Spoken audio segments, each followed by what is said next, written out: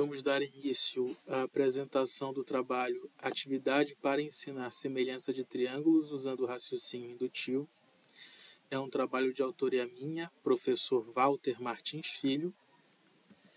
Então, em nossa breve introdução, nós vamos destacar que, dentre as habilidades que se espera que um aluno desenvolva com o ensino da matemática, podemos destacar a capacidade de resolver problemas. E estudando matemática, o aluno se depara com problemas de diversas áreas. Vamos recordar aqui a área de geometria plana, em que, no caso, nessa atividade que nós vamos propor, espera-se que o aluno compreenda o que é a semelhança de triângulos e as suas principais propriedades, E, posteriormente, espera-se também que o aluno consiga, depois de estudar com essa atividade, resolver problemas de geometria plana voltados para a semelhança de triângulos.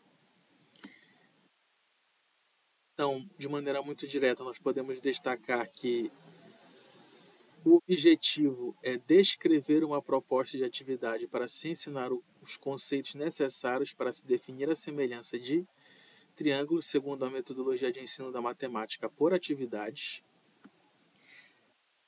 Dentre os nossos referenciais teóricos, no caso dos nossos referenciais teóricos, nós temos SA 2019, que define os conceitos de ensino de matemática por atividades. Ponte, Mata Pereira e Henrique 2012, que definem algumas modalidades de raciocínio matemático, entre eles o raciocínio indutivo, que nós vamos usar na nossa atividade. SA 2020, que ressalta que o ensino de matemática por atividade permite ao professor dividir o protagonismo na sala de aula com os alunos durante a aula. E também Mafra, Sá e da Silva 2023, que ressaltam que o ensino de matemática por atividades altera o cenário na sala de aula em relação à concepção tradicional do modelo escolar. Então, aquela concepção tradicional em que o professor copia a matéria no quadro e o aluno copia no seu caderno, e posteriormente o professor fecha uma conclusão da aula em que o aluno apenas concorda. Então, esse cenário é alterado quando você trabalha com a metodologia do ensino de matemática por atividades. Agora, o aluno vai dar início a uma atividade que é orientada pelo professor, e a cada etapa que o aluno conclui dessa atividade, ele vai fechando uma conclusão sozinho, Posteriormente, isso é socializado e o professor entra como um mediador nessa questão, de maneira que a conclusão final é fechada com todos os alunos, A conclusão ao final da aula é fechada com todos os alunos, é feita com todos os alunos e o professor também. E eu também vou ressaltar aqui que SA 2020 ele destaca a existência da atividade por investigação. E essa atividade que nós estamos propondo agora é uma atividade que permite ao aluno realizar investigações também. A metodologia utilizada é a metodologia de uma pesquisa qualitativa, Isso é, para a elaboração dessa atividade, foram consultados vários artigos, foram selecionados os que eram mais adequados com a atividade que se esperava propor, E a atividade, então, foi escrita, foi descrita e, posteriormente, foi apresentada a alguns colegas professores que fizeram as suas sugestões e se comprometeram de colocar em prática na sala de aula. Então, vamos para o nosso resultado, que é a atividade que foi pensada, Então, o título da atividade é Triângulos Semelhantes. O objetivo é compreender a semelhança de triângulos, E a metodologia é o ensino de matemática por atividades, Então, de início, espera-se que o professor tenha preparado alguns triângulos. Isso é, eles vão ser figuras devidamente recortadas, Uma figura começa aqui, mas ela vai estar recortada do papel. O professor deve dividir a sala em grupos e entregar a cada grupo um triângulo como esse, certo?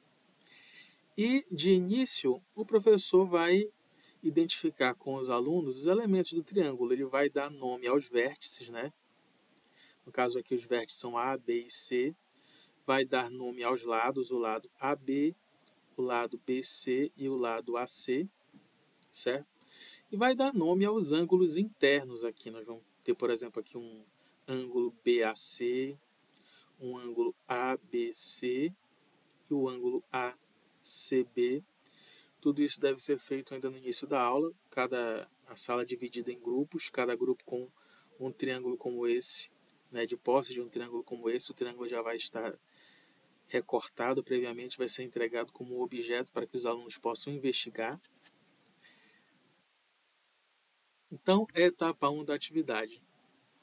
Com auxílio de régua e lápis, desenhe um novo triângulo cujos lados terão o dobro do comprimento dos lados AB e BC e com um ângulo ABC. Então, o aluno deve, com uma folha de papel, régua e lápis, no caso, o grupo dos alunos, né? Cada grupo de alunos, com uma folha de papel, régua, lápis e o triângulo que eles vão estar de posse na mão, executar de posse à mão, né? Executar essa primeira etapa.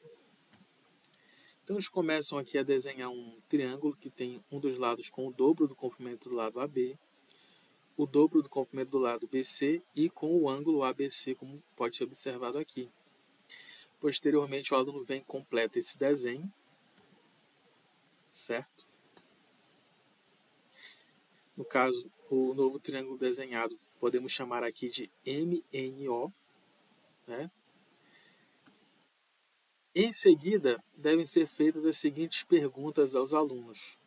O que podemos observar no novo triângulo desenhado?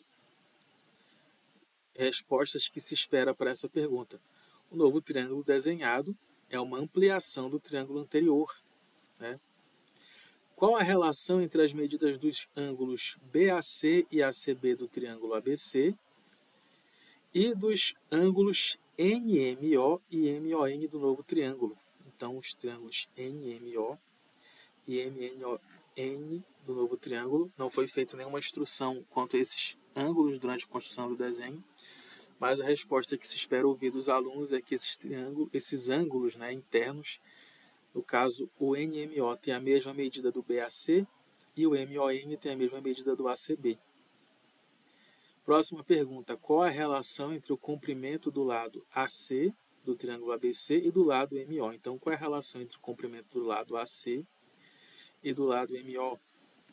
Uma resposta que se espera ouvir é que o lado MO, né, tem o dobro do comprimento do lado AC. Isso é uma conclusão que o aluno deve obter, né, uma vez que não foi feita instrução nenhuma sobre o lado MO na construção do desenho. E a última pergunta é: quantos triângulos ABC cabem dentro do novo triângulo?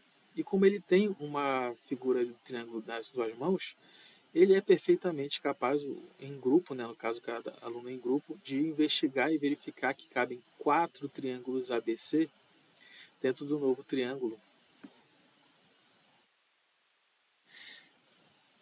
Próxima etapa da atividade. Em seguida, com auxílio de régua e lápis, pede-se que desenhe um outro triângulo, podemos chamá-lo de triângulo 2, né, cujos lados terão triplo do comprimento dos lados AB e BC, e ele deve ter de novo o ângulo ABC.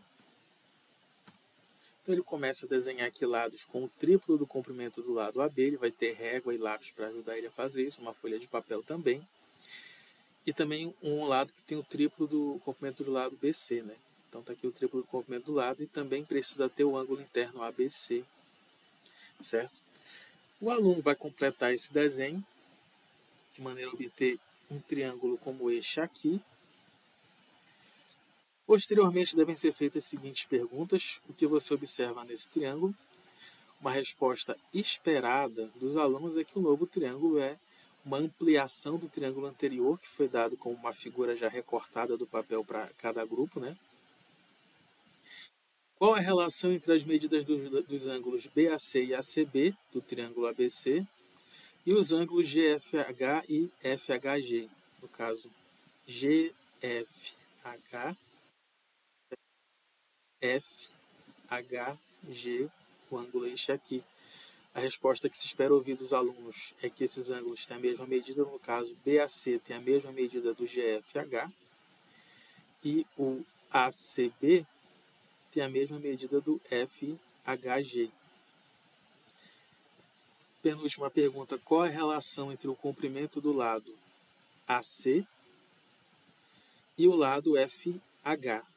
E espera-se que os alunos sejam capazes de responder que o lado FH tenha 3 vezes o comprimento do lado AC. Né? Essa instrução não foi dada aqui na etapa 2, então espera-se que o aluno conclua sozinho. Por final dessa etapa, ao final desta etapa, pergunta-se quantos do triângulo ABC cabem dentro deste triângulo. Como ele vai ter uma representação do triângulo ABC em mãos, uma figura recortada, ele é perfeitamente capaz de verificar que vai caber aqui 9 triângulos ABC aqui dentro. Né? Então veja que está sendo colocado em prática o raciocínio indutivo, porque primeiramente na etapa 1 perguntou-se quais eram as conclusões após você dobrar o comprimento dos lados do triângulo ABC, ou seja, fazer os lados terem um comprimento 2 vezes maior. E agora estamos verificando quais são as conclusões ao desenharmos um triângulo em que o comprimento dos lados é 3 vezes o do lado ABC. Né? Prosseguindo aqui, etapa 3, com auxílio de régua e lápis, desenhe outro triângulo, podemos chamá-lo de triângulo 3, cujos lados terão o quádruplo do comprimento dos lados AB e BC, e com o ângulo ABC novamente. Então ele começa a desenhar aqui um triângulo. Os lados do triângulo, um lado tem que ter 4 vezes o comprimento do lado AB, outro lado que tenha também 4 vezes o comprimento do lado BC. Ele vai fazer isso com o auxílio da régua e do lápis. E ele precisa ter, dentro de seus ângulos internos, o mesmo triângulo ABC. O aluno começa a fazer esse desenho. Posteriormente, ele completa o desenho, como está sendo esquematizado aqui. E em seguida são feitas as perguntas, né? O que você observa neste triângulo 3, no caso esse triângulo aqui? Uma resposta que se espera ouvir novamente é que ele é uma ampliação do triângulo anterior. Tá? A outra pergunta, qual é a relação entre as medidas dos ângulos BAC e ACB? E, de novo, espera-se que os alunos consigam concluir que o ângulo BAC tem a mesma medida do triângulo SRT, no caso o SRT que está aqui. E que o ângulo interno ACB tem a mesma medida do ângulo RTS. No caso, o RTS esse aqui, ó, o ângulo RTS. Certo? Não foram dadas nenhuma instrução sobre a construção desses dois ângulos. Espero que os alunos consigam obter essa conclusão sozinhos. Depois pergunta-se aos alunos qual é a relação entre o comprimento do lado AC do triângulo ABC e o lado RT. Então, qual seria a relação entre o comprimento do lado AC e esse lado aqui RT? Espera-se ouvir dos alunos que esse lado RT tenha 4 vezes o comprimento do lado AC. É uma conclusão que espera-se que os alunos obtenham sozinhos, porque não foi dado nenhuma instrução referente à construção desse lado para os alunos. E ao final, pergunta-se aos alunos quantos do triângulo ABC cabem dentro deste triângulo aqui, que nós estamos chamando de triângulo 3. E como ele tem uma representação do triângulo ABC recortado em mãos, né? Ele pode vir aqui e verificar que cabem 16 triângulos ABC dentro do triângulo RST. E é uma conclusão também que se espera que os alunos obtenham sozinhos. Então, vamos observar aqui o triângulo inicial que nós tínhamos e os triângulos que foram desenhados a cada uma das etapas. Em cada uma das etapas. Ao final, há alguma relação entre os 4 triângulos? Então, espera-se que com as perguntas que foram feitas a cada etapa, né, usando do raciocínio indutivo, o aluno verifique que os ângulos internos de cada um desses triângulos têm a mesma medida. Todos vão ter a mesma medida aqui ordenadamente, é claro, os ângulos internos. E também o aluno verifique que o comprimento dos lados, também de maneira ordenada, eles são múltiplos do comprimento dos lados desse primeiro triângulo aqui. No caso, este tem o comprimento dos lados, que é 2 vezes os lados do triângulo ABC, ordenadamente, né? Esse aqui tem o comprimento dos lados, que é 3 vezes o comprimento dos lados do triângulo ABC, ordenadamente também. E este aqui tem o comprimento dos lados, que é 4 vezes o comprimento dos lados do triângulo ABC, também ordenadamente. E isso seria uma definição para a semelhança de triângulos. Triângulos são semelhantes quando apresentam seus ângulos internos ordenadamente, é claro, de mesma medida, e seus lados, né, também ordenadamente, são múltiplos do comprimento dos lados do outro triângulo. De maneira que quando a gente calcula a razão entre o comprimento do segmento dos lados, né, você obtém uma constante, que é a chamada razão de semelhança. Por exemplo, se fôssemos calcular a razão de semelhança entre o triângulo MNO e o triângulo ABC, isso pode ser formalizado no quadro na sala de aula, a razão de semelhança seria 2. Se nós fôssemos obter a razão de semelhança entre o comprimento dos lados do triângulo FGH e do triângulo ABC, essa razão de semelhança seria 3, né? Isso pode ser demonstrado em sala de aula. O professor deve fazer esta formalização em sala de aula com os alunos. Depois de toda a execução da atividade, o professor deve fazer a formalização do que é a semelhança de triângulos. E por último, uma propriedade muito interessante de semelhança de triângulos, talvez a propriedade mais difícil de se ensinar aos alunos, pelo menos é uma consideração que eu faço após alguns anos de experiência em sala de aula, né? É que se você tem 2 triângulos semelhantes, né? Existe uma razão entre as áreas, existe uma relação, perdão, essa palavra mais correta, uma relação entre as áreas desses 2 triângulos semelhantes, né? Você tem que a área do triângulo MNO é igual à área do triângulo ABC multiplicada pela razão de semelhança elevada ao quadrado, né? No caso aqui, a razão de semelhança seria 2, elevado ao quadrado fica 4, por isso que cabem 4 triângulos aqui dentro, 4 triângulos ABC. Nesse aqui, a razão de semelhança seria 3, se eu fosse calcular a razão de semelhança entre o triângulo ABC e o triângulo FGH. A razão de semelhança seria 3. 3 ao quadrado é 9, por isso que aqui dentro cabe 9 dos triângulos ABC. Por último, a razão de semelhança de triângulos entre o triângulo RST e o triângulo ABC, ela seria 4, né? Uma vez que os lados têm 4 vezes o comprimento dos lados do triângulo ABC ordenadamente. 4 ao quadrado é 16, então por isso que aqui dentro cabe 16 triângulos ABCs. E o aluno pode concluir isso com o desenho que ele fez em sala de aula, com o triângulo ABC recortado que ele tem em mãos, certo?